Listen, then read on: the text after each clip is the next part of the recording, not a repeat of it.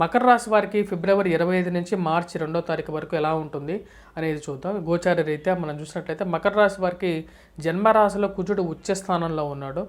మరియు అదేవిధంగా ధనస్థానంలో రవి వచ్చినప్పటికీ ఉన్నాడు. అదేవిధంగా చతుర్థంలో గురువు. మీకు రాశి వారికి అనుకూలమైనటువంటి స్థానంలో రాహు అనుకూలమైనటువంటి స్థానంలో ఉన్నాడన్నమాట. ఇది రాజకీయ రంగంగా అనుకూలమైనటువంటి ఫలితం ఇవ్వగలుగుతుంది. అదే ధైర్యంగా చేసేటువంటి పనుల్లో ఈ రాశి వారికి విజయాన్ని పొందగలుగుతారు.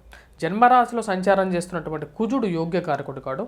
ఉచ్చ స్థానంలో ఉన్నప్పటికీ కూడా జన్మరాశిలో ఉన్నటువంటి కుజుడు ధనక్షయకారకుడుగా ఉంటాడన్నమాట. డబ్బు విషయంలో తగు జాగ్రత్తలు తీసుకోవాలి. శరీరంలో అధికమైనటువంటి ఉష్ణాన్ని కలిగించగలుగుతాడు. అదేవిధంగా ఇక రాశి వారికి ధనస్థానంలో రవి ఎప్పుడైతే ఉంటాడో ఉద్యోగపరంగా అదేవిధంగా మాట్లాడేటప్పుడు తగు జాగ్రత్తలు తీసుకోవాలి. శని కూడా ఏలినాటి శని ప్రభావం కూడా రాబోతున్నటువంటి సంవత్సరంలో వీరి నుంచి దూరం అవ్వబోతున్నది.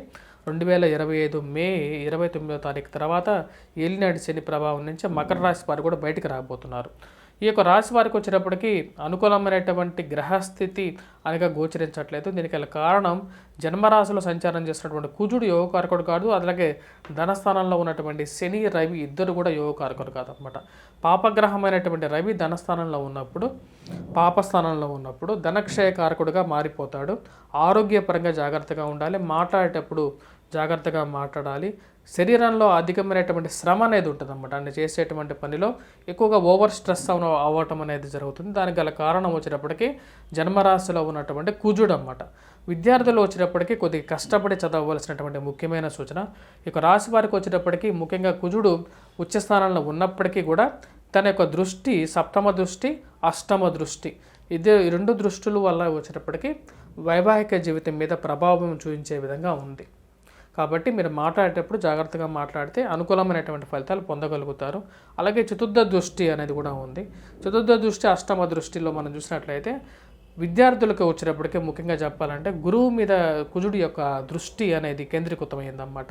తద్వారా వచ్చేటప్పటికి సెల్ఫ్ డ్రైవింగ్ విషయాల్లో తగు జాగ్రత్తలు అనేవి తీసుకోవాలి. ముఖ్యంగా ప్రయాణ సంబంధితమైన విషయాల్లో తగు జాగ్రత్తలు తీసుకున్నట్లయితే అనుకూలమైనటువంటి ఫలితాలు అనేది పొందగలుగుతారు. విద్యార్థులు బాగా కాన్సన్ట్రేట్ చేసి చదవాల్సినటువంటి ముఖ్యమైన సూచన.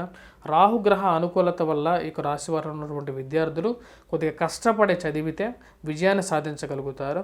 పోటీ పరీక్షలో ఉత్తీర్ణత సాధించగలుగుతారు. మరియు అదేవిధంగా ఉద్యోగస్తులకు వచ్చినప్పటికీ స్థానచలనం గురించి నూతన ఉద్యోగం ప్రయత్నం చేస్తున్నటువంటి ఉద్యోగస్తులు ఎవరైతే ఉన్నారో వారికి ఈ యొక్క నెలలో ఫిబ్రవరిలో అంత అనుకూలంగా ఉండదు. మార్చి మధ్య నుంచి ఇక రాశిలో ఉన్నటువంటి వారికి ఎవరైతే మకర రాశిలో ఉన్నటువంటి విద్యార్థులకు కానీ ఉద్యోగస్తులకు కానీ వ్యాపారస్తులకు కానీ లేకంటే వ్యవసాయదారులకు కానీ అందరికీ కూడా మార్చి 15వ తారీఖు తర్వాతే ఎప్పుడైతే రవి మీన సంక్రమణం చేస్తాడో అప్పటి నుంచే అనుకూలమైనటువంటి ఫలితాలు పొందగలుగుతారన్నమాట. వ్యాపారస్తులు ఉద్యోగస్తులు విద్యార్థులు కూడా. కాబట్టి వీరు చేసుకోవాల్సినటువంటి పరిహారాలు ఏంటి? ఇప్పుడు కుజుడు జన్మరాశిలో సంచారం చేసేటప్పుడు అనుకూలమైనటువంటి స్థితిలో కుజుడు లేనందువలన వీరు సింధూరాన్ని ధరించవచ్చు ప్రతిరోజు ప్రతినిత్యం.